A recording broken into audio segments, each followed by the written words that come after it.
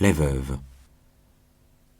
Vauvenargues dit que dans les jardins publics, il est des allées hantées principalement par l'ambition déçue, par les inventeurs malheureux, par les gloires avortées, par les cœurs brisés, par toutes ces âmes tumultueuses et fermées en qui grondent encore les derniers soupirs d'un orage et qui reculent loin du regard insolent des joyeux et des oisifs. Ces retraites ombreuses sont les rendez-vous des éclopés de la vie. C'est surtout vers ces lieux que le poète et le philosophe aiment diriger leurs avides conjectures. Il y a là une pâture certaine. Car s'il est une place qu'ils dédaignent de visiter, comme je l'insinuais tout à l'heure, c'est surtout la joie des riches. Cette turbulence dans le vide n'a rien qui les attire. Au contraire, ils se sentent irrésistiblement entraînés vers tout ce qui est faible, ruiné, contristé, orphelin. Un œil expérimenté ne s'y trompe jamais. Dans ces traits rigides ou abattus, dans ces yeux caves et ternes, ou brillant des derniers éclairs de la lutte, dans ces rides profondes et nombreuses, dans ces démarches si lentes ou si saccadées, il déchiffre tout de suite les innombrables légendes de l'amour trompé, du dévouement méconnu, des efforts non récompensés, de la faim et du froid, humblement, silencieusement supportés. Avez-vous quelquefois aperçu des veuves sur ces bancs solitaires, des veuves pauvres? Qu'elles soient en deuil ou non, il est facile de les reconnaître. D'ailleurs, il y a toujours dans le deuil du pauvre quelque chose qui manque, une absence d'harmonie qui le rend plus navrant. Il est contraint de lésiner sur sa douleur. Le riche porte la sienne au grand complet. Quelle est la veuve la plus triste et la plus attristante, celle qui traîne à sa main un bambin avec qui elle ne peut pas partager sa rêverie, ou celle qui est tout à fait seule? Je ne sais. Il m'est arrivé une fois de suivre pendant de longues heures une vieille affligée de cette espèce.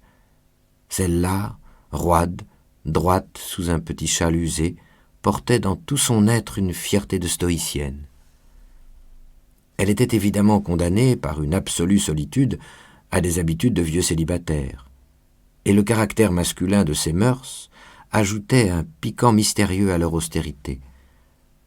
Je ne sais dans quel misérable café et de quelle façon elle déjeuna.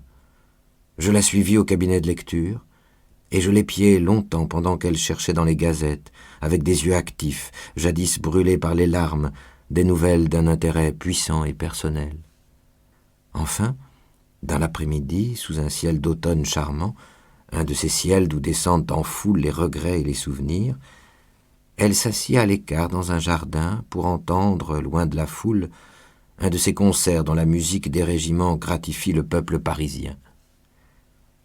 C'était sans doute là la petite débauche de cette vieille innocente, ou de cette vieille purifiée, la consolation bien gagnée d'une de ces lourdes journées sans amis, sans causerie, sans joie, sans confident, que Dieu laissait tomber sur elle depuis bien des ans peut-être, 365 fois par an.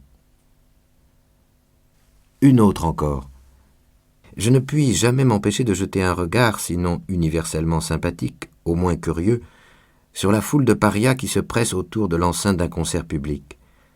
L'orchestre jette à travers la nuit des chants de fête, de triomphe ou de volupté. Les robes traînent en miroitant, les regards se croisent, les oisifs, fatigués de n'avoir rien fait, se dandinent, feignant de déguster indolemment la musique. Ici, rien que de riche, d'heureux, rien qui ne respire et n'inspire l'insouciance et le plaisir de se laisser vivre. Rien, excepté l'aspect de cette tourbe qui s'appuie là-bas sur la barrière extérieure, attrapant gratis, au gré du vent, un lambeau de musique et regardant l'étincelante fournaise intérieure. C'est toujours chose intéressante que ce reflet de la joie du riche au fond de l'œil du pauvre. Mais ce jour-là, à travers ce peuple vêtu de blouses et d'indiennes, j'aperçus un être dont la noblesse faisait un éclatant contraste avec toute la trivialité environnante. C'était une femme grande, majestueuse, et si noble dans tout son air que je n'ai pas souvenir d'avoir vu sa pareille dans les collections des aristocratiques beautés du passé. Un parfum de hautaine vertu émanait de toute sa personne.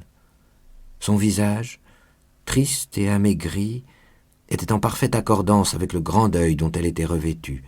Elle aussi, comme la plèbe à laquelle elle s'était mêlée et qu'elle ne voyait pas, elle regardait le monde lumineux avec un œil profond, et elle écoutait, en hochant doucement la tête. Singulière vision. À coup sûr, me dis-je, cette pauvreté-là, si pauvreté il y a, ne doit pas admettre l'économie sordide.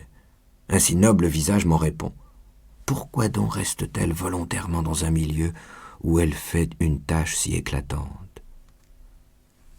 Mais en passant curieusement auprès d'elle, je crus en deviner la raison. La grande veuve tenait par la main un enfant, comme elle, vêtu de noir. Si modique que fût le prix d'entrée, ce prix suffisait peut-être pour payer un des besoins du petit être, mieux encore, une superfluité, un jouet. Et elle sera rentrée à pied, méditant et rêvant, seule, toujours seule, car l'enfant est turbulent, égoïste, sans douceur et sans patience, et il ne peut même pas, comme le pur animal, comme le chien et le chat, servir de confident aux douleurs solitaires.